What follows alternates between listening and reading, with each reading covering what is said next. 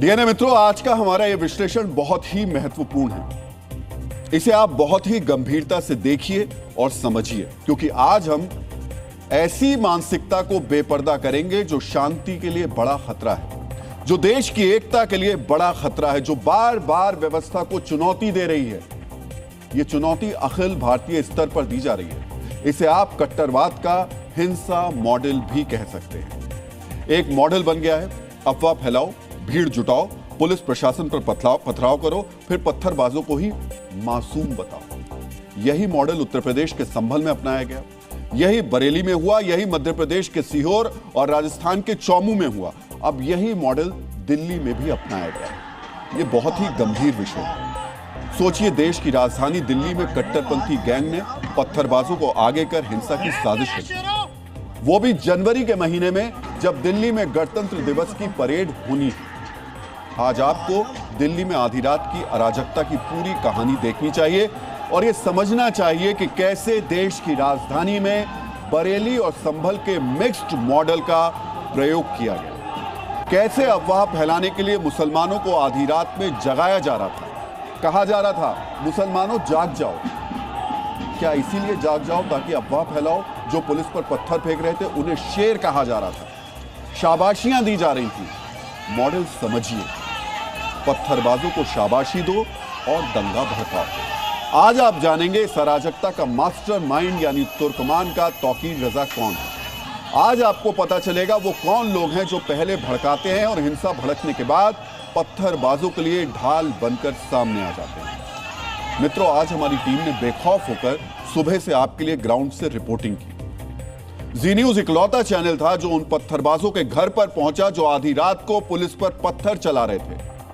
वो exclusive report भी हम आपको दिखाएंगे, लेकिन सबसे पहले पूरी खबर समझते हैं। आखिर आधी रात को हुआ क्या था?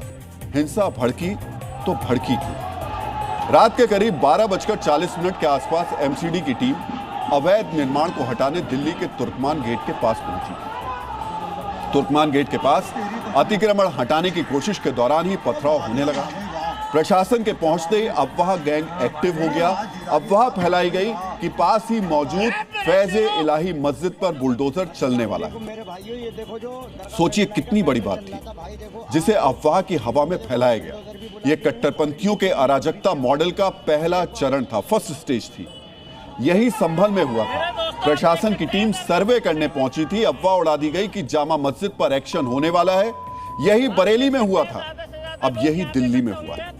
समझिए, कट्टरपंथी अफवाह तंत्र का यह देशव्यापी मॉडल राजधानी दिल्ली तक पहुंच गया। उनकी मिलिट्री आ गई है। वो मस्जिद को तोड़ना चाहते हैं। उनकी यानी दुश्मनों की, हमारी यानी अपनी। समझिए, शब्दों के जरिए ही पहले साफ साफ मजहबी दीवार खड़ी की जाती है। कट्टरपंथी नफरत का जहर घोला जाता है, हिंसा के लिए उकसाया जाता है। अफवाहबाजों के नेटवर्क ने अपना काम किया। उसके बाद हाथों में पत्थर लिए उन्मादियों की भीड़ दौड़ी चली आई। उन्मादियों ने दिल्ली को अराजकता का केंद्र बना दिया। मित्रों, अब से 20 घंटे पहले यानी रात 1 बजे दिल्ली का तापमान करीब 11 डिग्री था। इतनी ठंड में सामान्य दिल्लीवासी बहुत जरूरी होने पर ही घर से निकलेंगे। सोचिए, कट्टरपंथी उन्माद की आंच कितनी तेज थी कि हाड़ कपाने वाली ठंड में भी हाथ में पत्थर लिए सैकड़ों अतिवादी तुर्कमान गेट पर पहुंच गए और प्रशासन की टीम पर टूट पड़े। किस तरह पत्थर बरसाए गए और धर्म युद्ध का उद्घोष किया गया, हमारे इस 1 मिनट के वीडियो विश्लेषण में आपको ये देखना चाहिए और इसे बिल्कुल मिस मत कीजिए। अदालती फरमान के खिलाफ बीती रात दिल्ली के तुर्कमान गेट में मियां भाई कुछ यूं भड़के कि मजहबी नारे लगाते हुए सड़कों पर उतर। एक तरफ बुलडोजर एक्शन चल रहा था तो वहीं दूसरी तरफ करीब 50 पत्थरबाजों की फौज इसे रोकने के लिए हाथों में पत्थर लेकर सड़कों पर उतर आए। नीचे सड़क पर कुछ लोग पत्थर चला रहे थे तो छतों से लोग इनका हौसला बढ़ा रहे थे।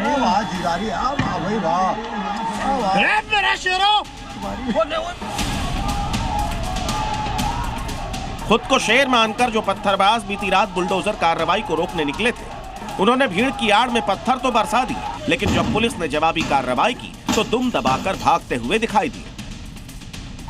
पुलिस ने पत्थरबाजों को पीछे हटने के लिए पहले माइक से अनाउंस किया। इसके बाद आंसू गैस के गोले दागे गए। पत्थरबाज जब इसके बाद भी डटे रहे तो दिल्ली पुलिस ने आखिरकार सर्द रात में लाठी डंडों से खदेड़ कर पत्थरबाजों को भगाया।